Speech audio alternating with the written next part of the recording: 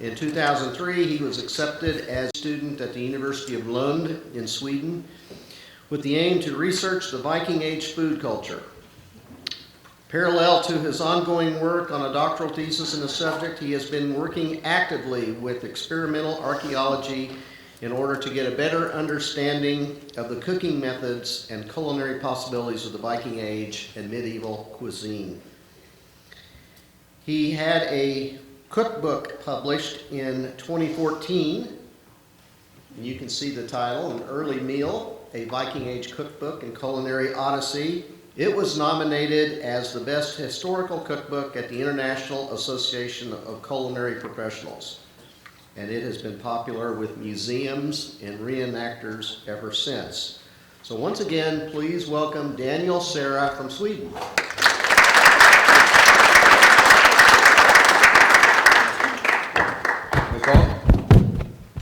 Can you hear me? Yeah, good. Well, let me know if the beard interferes with what I'm saying.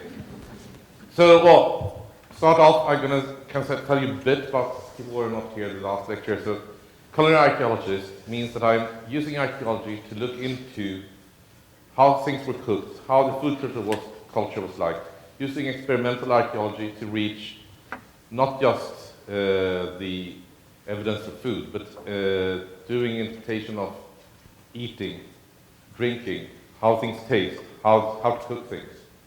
Well, for this lecture, I'll be taking on a bit more of the role of a food historian, but still, I do cook some food from the medieval period, still. But this is not so much archaeologically based as historically based. It's more based on text sources than my part when I'm doing Viking Age food. So, there. And I'm going to base this a bit, it will be more about the changes during the medieval period. So even if you weren't here, I sort of assumed that you did get some of the medieval Viking Age facts. But let me know, if you have any questions, if something gets unclear because of that, let me know. So we start by the end of the Viking Age era. It's society changes by the 11th century. Get more centralized society. Is this too loud now? No? Okay. I think I hear myself. So, it's a bit, society changes. You get more centralized. You get new states, Denmark, Sweden, Norway, start to be more prominent, start to become actual states.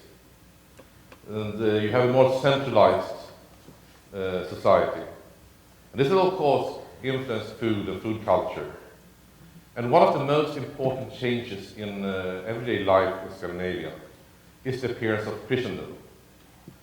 Christianity starts influencing Scandinavia during the 11th century, and then by the 12th century. And during the 11th century, you get sort of influences from all corners. So you get those from the British Isles, our missionaries sent over. They are from Germany, and from the east, from Russia. And they all try to convert Scandinavia, and we find evidence of this in different parts. But mainly it seems like the German missionaries succeeded. And I think this changes a lot about food. Yeah. So as Scandinavia is Christian, food culture will change in not so much what we eat, but when we eat it. Because the main thing the church do is regulate time for food. It will have some taboos, but it's not that strong. The taboos that the church imposes are not that strong. There are some other taboos. So the main influence is fasting. Fasting and Lent.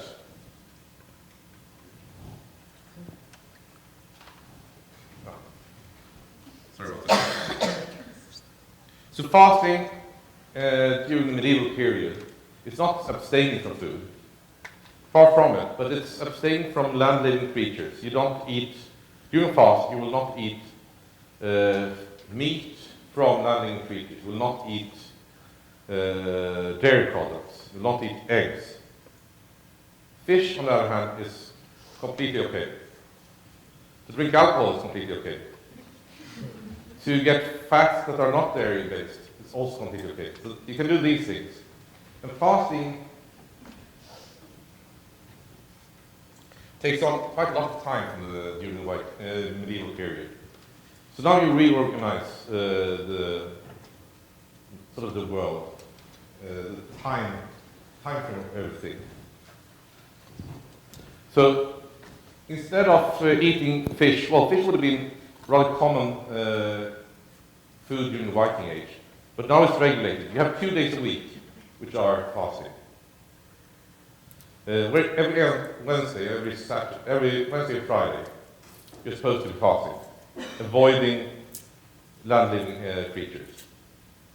A month before Easter, a month before Christmas, and then some sort of loosely spread days to different saints could also be fasting. So there's a lot of periods where you're supposed to not eat meat. In Scandinavia, this is not a big problem. People are eating fish quite frequently anyway. But it does change our contact to Europe.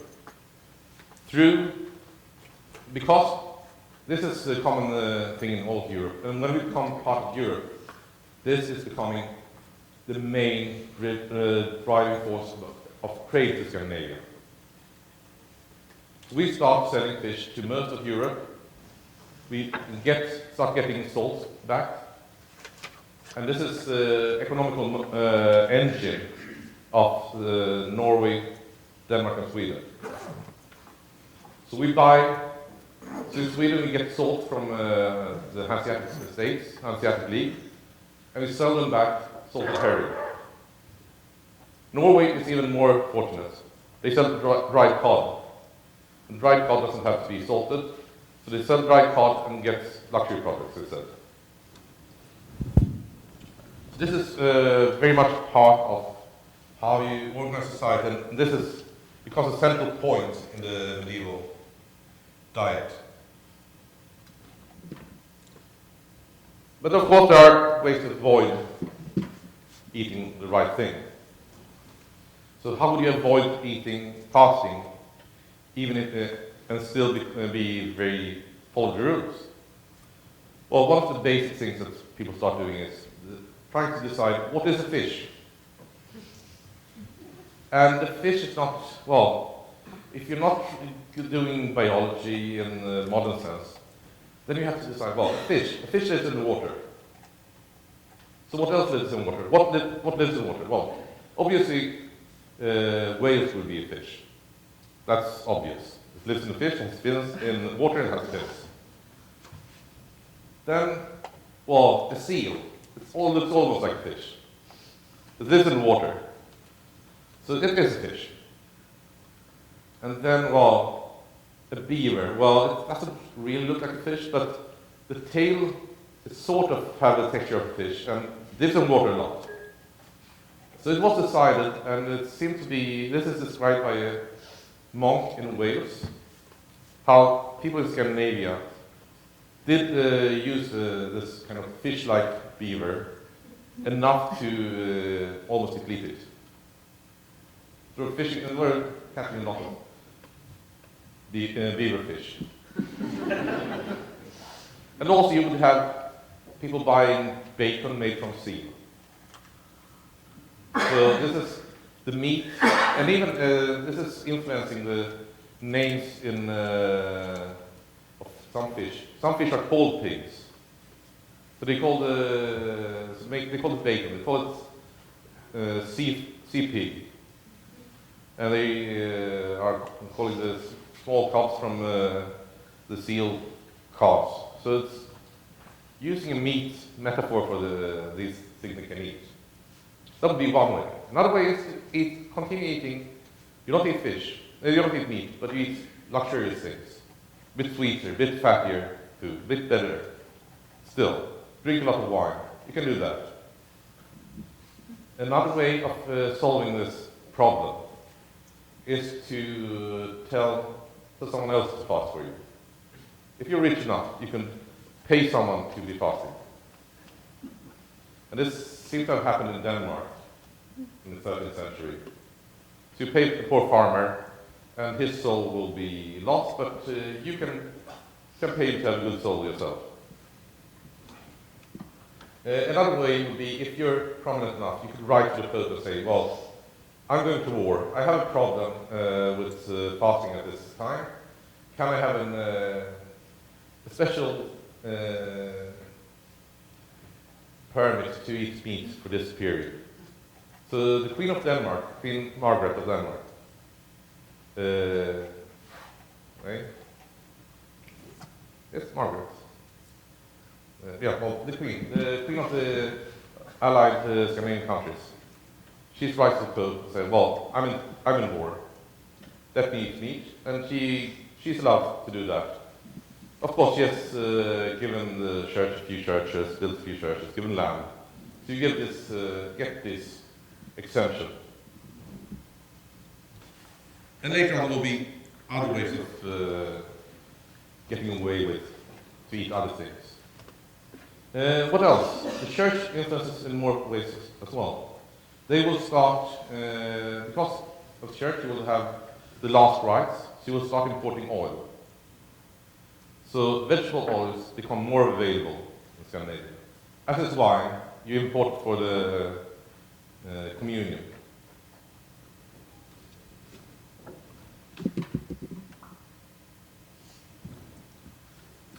But there will be other influences from Europe as well. That's not the only thing. Because we're part of sort of the European world at this point. It's something that is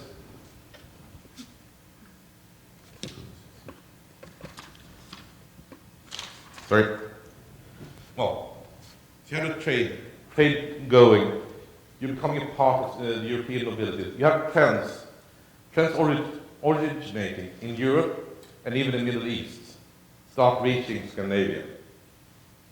So you would have the tastes of Europe coming up here.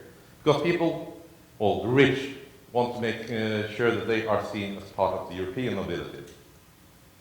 So now it's easier to get these influences. They start to get to serve dishes that are almost European, which in turn are influenced by the Middle East. Through Spain, you get lots of spices, cinnamon, ginger, and you get more herbs growing here.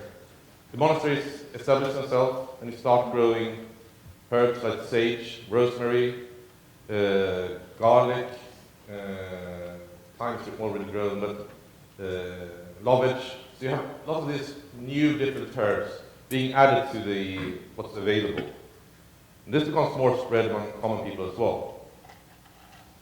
And they start growing fruits. So from the Viking Age, where fruit gathering was seen as something rather low, it is now starting growing more fruits in the gardens of the churches. So it becomes something more available, something that you can do. It's not frowned upon anymore. As I said, exotic spices. Exotic spices, at the time, we get influences all the way from the Middle East, from Spain. And it's the trendiest thing among the nobility. It's considered being really healthy. All these spices, cinnamon, cardamom, saffron, ginger, cloves, and loads of others are being imported. Expensive spices. So this will be the more expensive part of food, and this would only be the nobility who could afford this. And we can see that there really are obvious connections to the Middle East or to the Moorish food tradition in Spain. Recipes from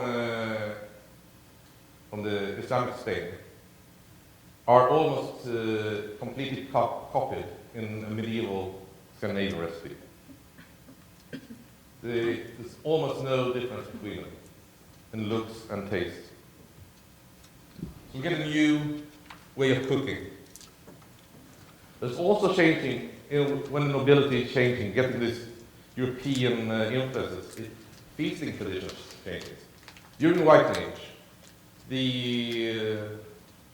the noble chair, the head of the household, will sit in the middle on the long side of the board.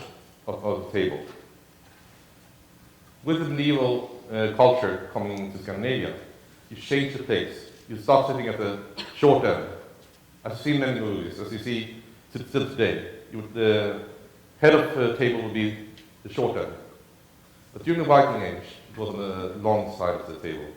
So first among equals. And this is actually seen archaeologically as well. You can see how they changed a bit of the entrances to how to appear. This is what happened during the 11th century.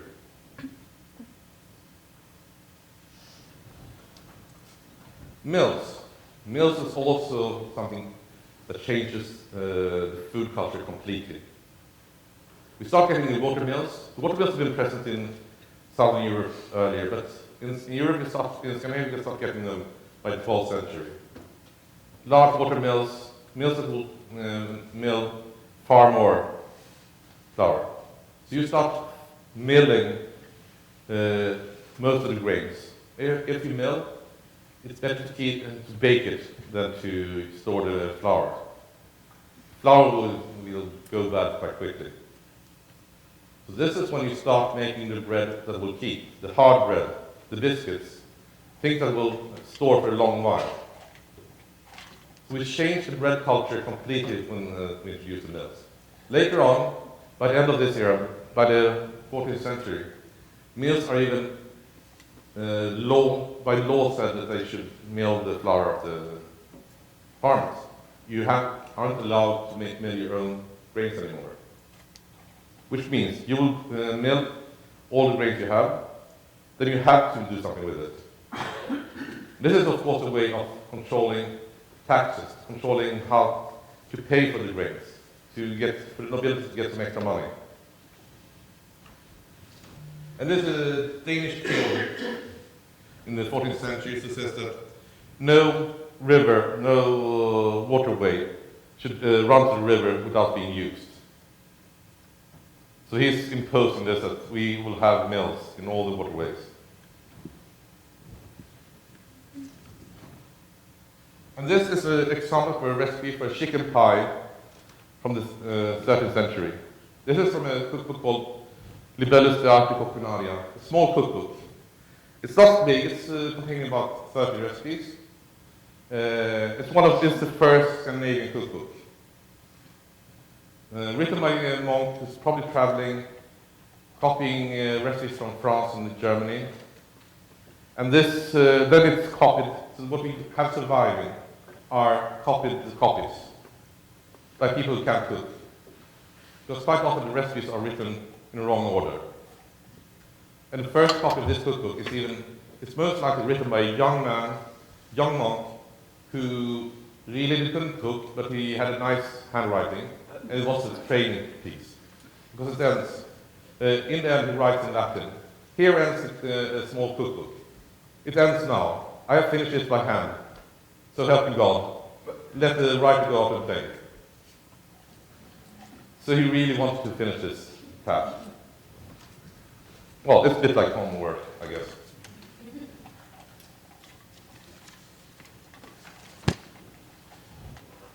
So, going forward, going into the 15th, 16th century, in Europe we have a major change in that you start experimenting more with herbs and plants. This is from Holland. This is a picture by Peter Archen, from mid-16th century. And you can see how some of the plants here are new. The new varieties of old plants. Cauliflower, the orange carrots in the corner, they are all adaptations, hybrids of earlier plants. Cabbage as well. So this is just a regular scene of it's a scene of the cellar, but it changes what we can use. And quite soon we will have the cabbages coming to Scandinavia at least. And the orange carrots are getting more popular. This is one of the major changes. Another change during this period is, but still continuing the church. The church gives you another option, another way of opt out from the fast. Indulgences. So the indulgences means that you can get a letter saying that you can pay in advance, saying this Easter I will eat butter, and you pay it and you will get 3%. And actually, this tower, this is a tower in Rouen, which is built from money from butter indulgences. And it's actually, it might be even that Reformation in Northern Europe was driven by this. People were upset about indulgences. It was popular, people bought them, especially the butter indulgences, because we have no other fat in Scandinavia. Consider Northern Europe. You can't use lard, you can't use butter. What fat should you use? There's no real access to vegetable butter, vegetable fat at the time. Making fat from almonds, walnuts is hard work, doesn't give so much. Olive oil, you have to import it. Imported olive oil was really bad at the time. It's later on in the 17th century, there are some descriptions of imported olive oil that smelled like turpentine. It's brown and smelling like turpentine, so it's probably not the quality of olive oil we're used to today. So there was no vegetable fat to be had. People had to avoid it for a few months during the year, or you could use whale blubber. Whale blubber is not smelling that good. So I don't think people were too fond of using the fat from whales or seals. So when Reformation comes about, you have Martin Luther. He's doing this whole thing about complaining about what is wrong with the church. And one of the things are the butter letters, the butter indulgences. So I usually say that this probably was driving Reformation in Scandinavia. People want to eat butter.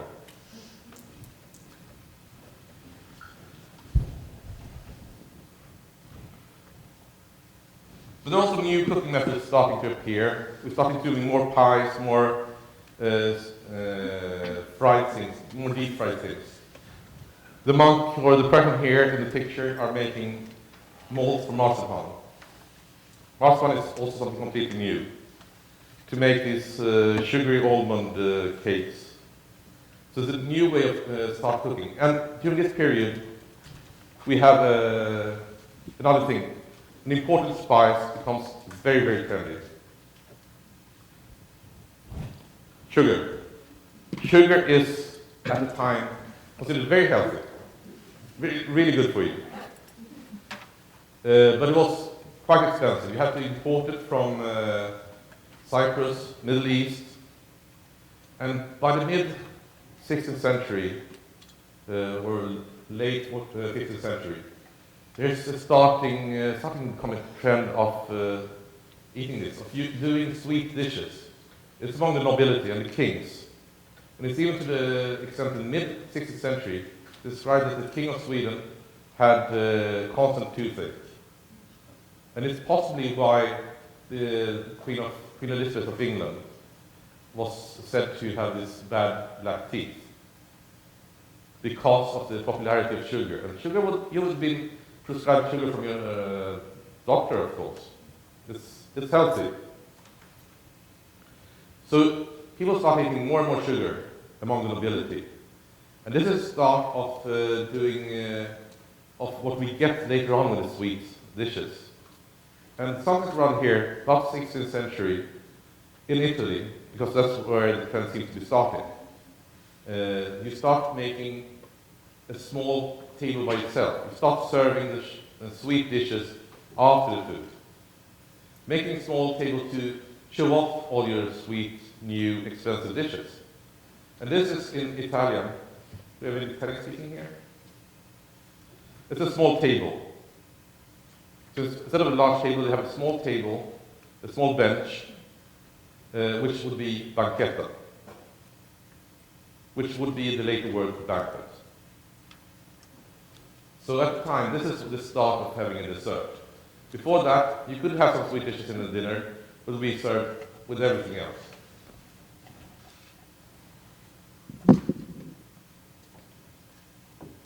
We don't really have any time in Scandinavia.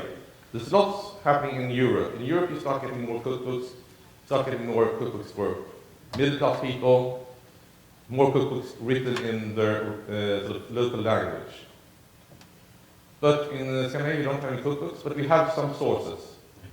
We have sources written about a Swedish bishop in exile, who's being, he's a bit mad about Sweden becoming reformed, so he's writing a large book giving a background to Scandinavia, especially Sweden. He makes up a third of it.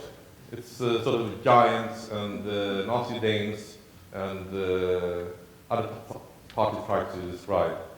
But he gives some description of the food and the food production.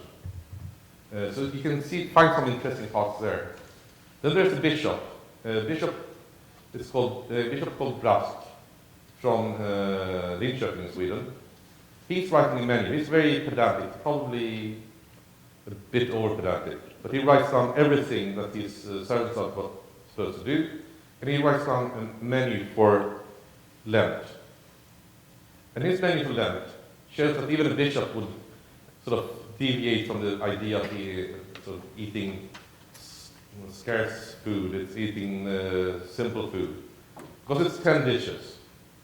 Deep fried, sweet, lots of wine, cakes to that, and the fruits, and fish in 3-4 different ways. So it's not really abstaining from anything. He's just getting a way around it. And of course he's ordering bacon from the seal.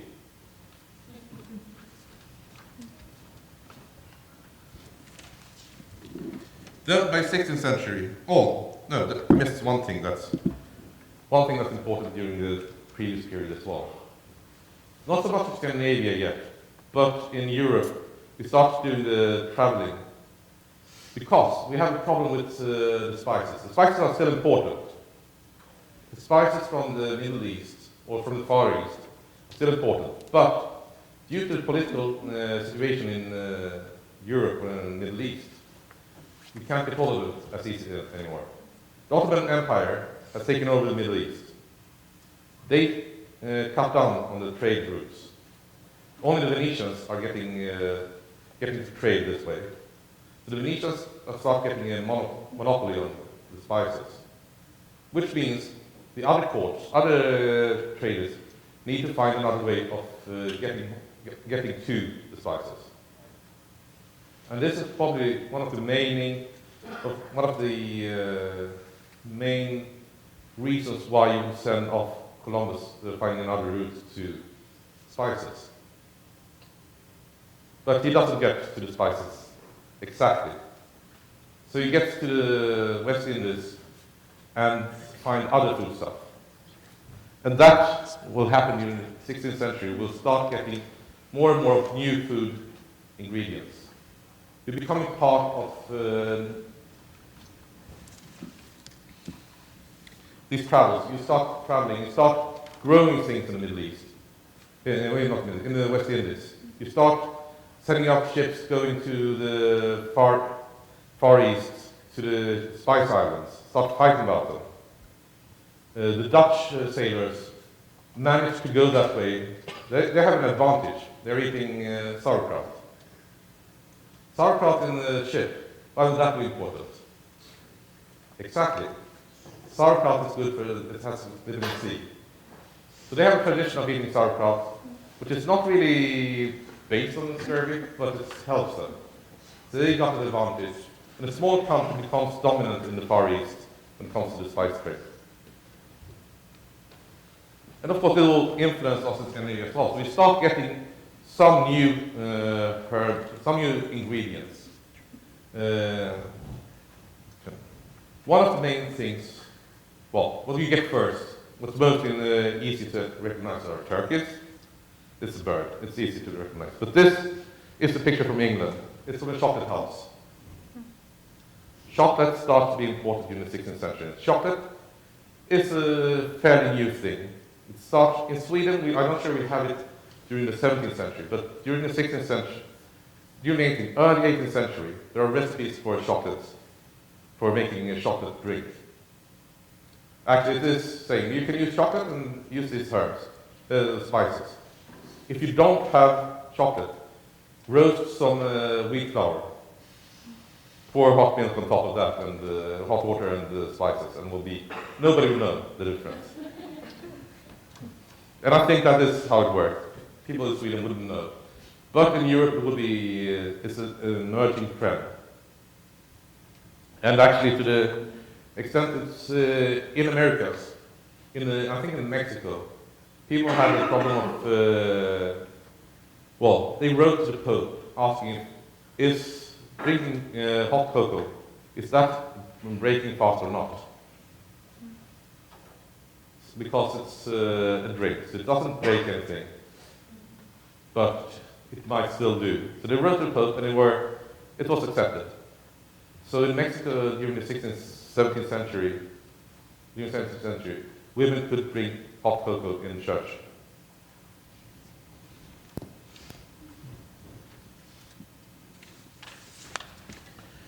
Then there's another thing that's happening is sugar, because one of the major things was colonizing in West Indies was not spices. We get some new spices, we got some new herbs, some new plants. But the main thing is people start growing sugar canes.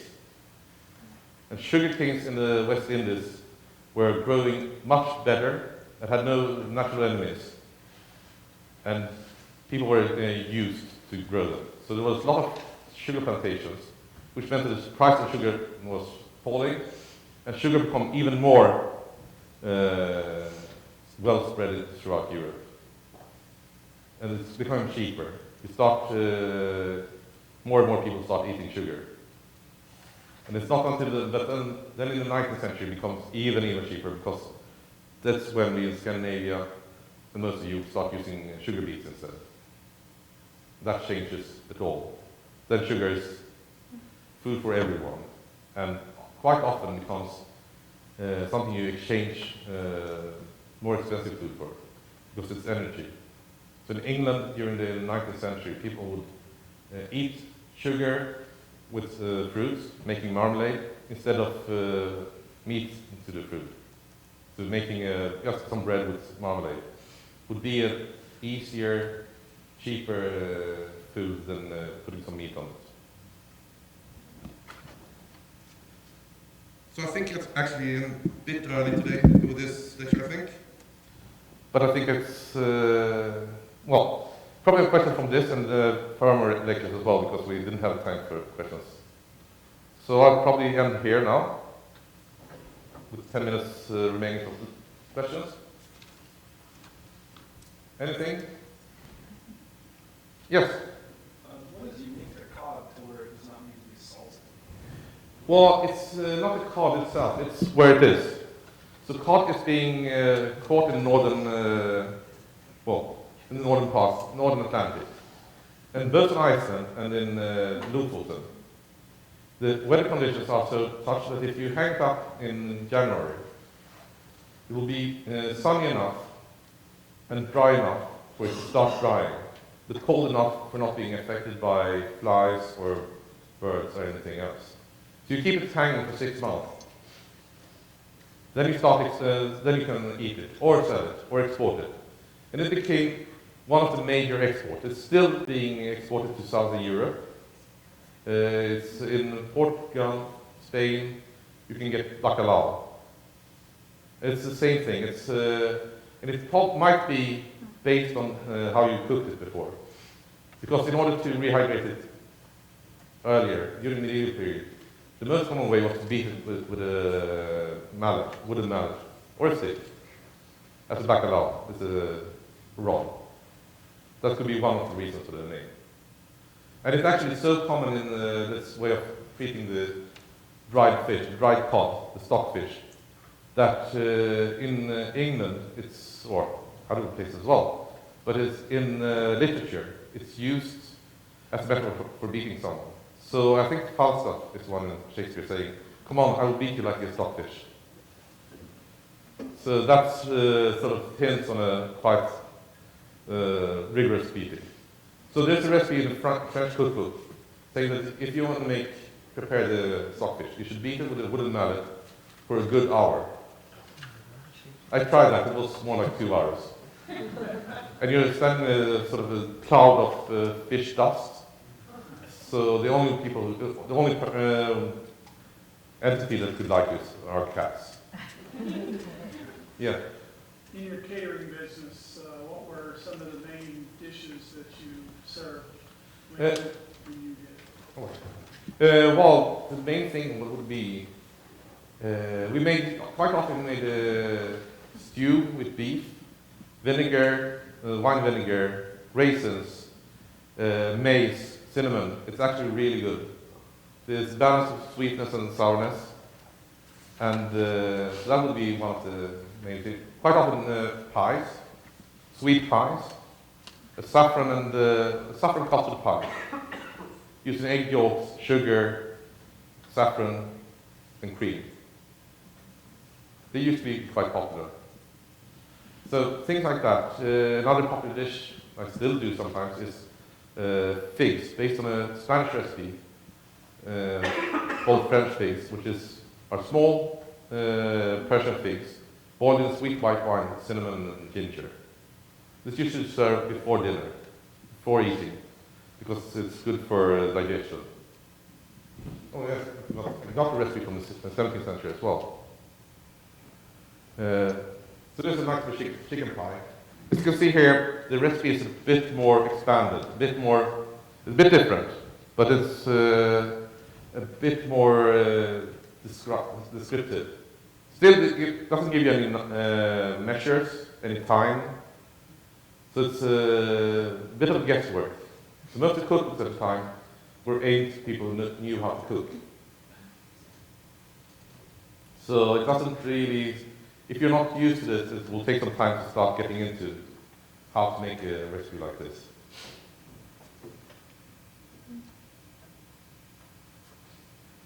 Yeah?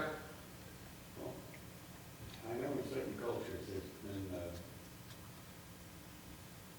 research into the presence of high degree of proteins or carbohydrates. And I'm just curious where the carbs came from. The carbs here would be bread, Definitely bread. Okay. turnips, Cereal grains. the cereal grains, well, and beer more than bread, I would say still. Beer is still the basis, it's still the staple. A weak beer. The beer described from the medieval period would be from a strong beer for festive occasions to a weak beer, which is about 2%, to beer you make from the remains of making beer. So it's a very weak beer. Beer would be very much a staple for carbohydrates. Then you probably things like turnips would be an additional carbohydrates as well. Rice started appearing, it's an import, but it's not the base of the food, it will be luxury food. So the potato never caught on? Well, not until the 18th century. So it takes some time. There's a lot of myths about how it caught on in different areas. You have the French myth of how a doctor, a physician, tried to get people to catch on to this thing of eating potatoes. So he put up a patch and wrote a sign saying, "King's land, you are not allowed to steal and eat the roots." In Sweden, it's often said that, well, it's one inventor who spread the potato eating. In fact, it was a woman, but she's often forgotten. But it catches on but bit by bit. Then it spreads well. Corn, maize, also catches on at the beginning, then loses its grip, but it mainly catches on in Southern Europe. Tomatoes as well. Tomatoes are a bit strange to start with. So it takes some time before it's really part of the, for instance, Italian food culture. But by the 18th century, definitely. Yeah? This goes back to, I think, your first lecture. Yes. I read a book many years ago about Greenland. Yes. And what's been discovered there, I think it was called the Frozen Echo. And the author said, much to our surprise, you don't find much in the way of that shows they were eating fish there. Do you know any more about that? No, I haven't seen. Could be. Well, you have to look into. There are a few archaeologists been looking into the fish on the maritime produce in Greenland. But I think it could be that it's not the fish they used to. It's not fish as in this regular kind of waiting for a school of fish to arrive. So if you fish little by little, then it's perhaps not as sort of incorporated in your diet. So that could be a reason. But I'm not entirely sure. Greenland is a bit of an odd place when it comes to the food. And I think it's very much dependent on how they view food as well. It could be also that they didn't have that much salt. You couldn't drive there because the climate was a bit different. But mainly I think it is because you get other types of fish, another way of fishing as well.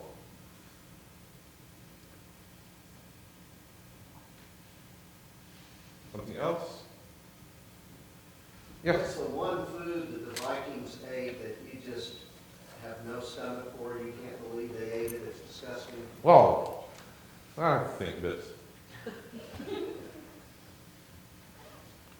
Most of the things I do actually, well, there's a problem. I'm recreating the recipes. So I would often do it according to my, so of course I will influence it by my taste. On the other way around, I will get back to the answer, I need to think about this, so I'm sort of delaying the answer a bit.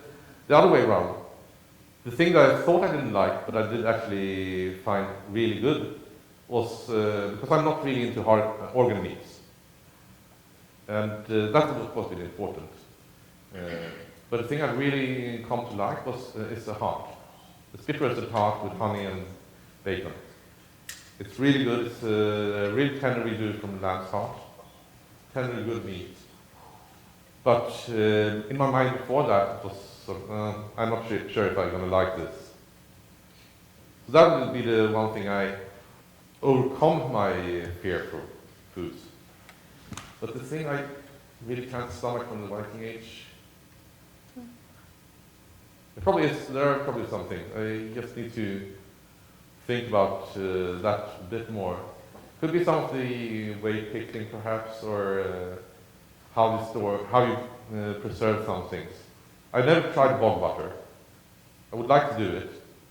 I'm not sure if I will like it though, because it's taken on another taste, which is partly rancid butter, but something else as well. Probably very heavy in umami. So, good question. I need to think about it. Well, it depends on also. I'm not sure, because there's no evidence from the Viking Age, but we have earlier evidence for fermented herring. So from we know from the Stone Age that they were fermenting herring in pits. So if you do a similar thing during the Viking Age, I'm not sure if I would like that.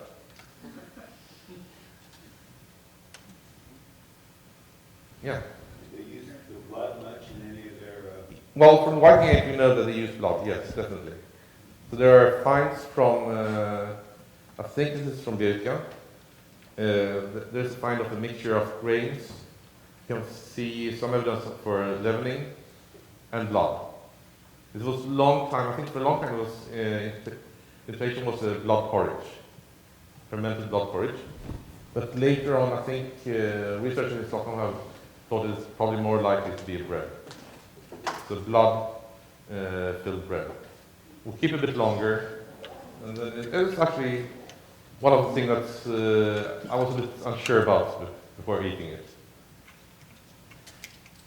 Blood in bread? Blood and bread, yes. Yeah, I have a recipe on Cookbooks, so. Any other questions from the students in the back? Yeah. If we in this room could apply one aspect of a traditional Nordic diet to our current diet here in America, what do you think that would be? Either good or bad? Well, I would say perhaps, depends on also where you live, of course, because it's, not everything is readily pliable. But I would say perhaps to eat more smoked fish and lesser portions of meat. When it comes to meat as well, eating more of the stored meat, but just using it as a condiment rather than as the basis for dinner. I think that would be good in most of Western Europe because we're really eating too much meat these days. I'm not sure if, I will not give any health aspects of the Viking food because, look at me, I don't really study the health aspects. Yeah? What is one thing you would advise to stay away from in a Nordic diet, a traditional one? Nordic diet, if you're not sure about what you're doing, you should probably not try to do your fermented herring because, there is a small risk of causing botulism. So you should know what you're doing when you're fermenting a herring, especially if you're going to do it in a pit in the ground.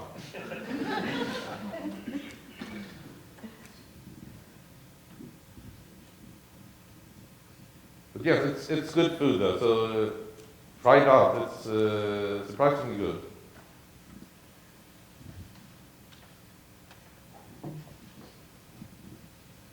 Okay, I'll be around for a bit.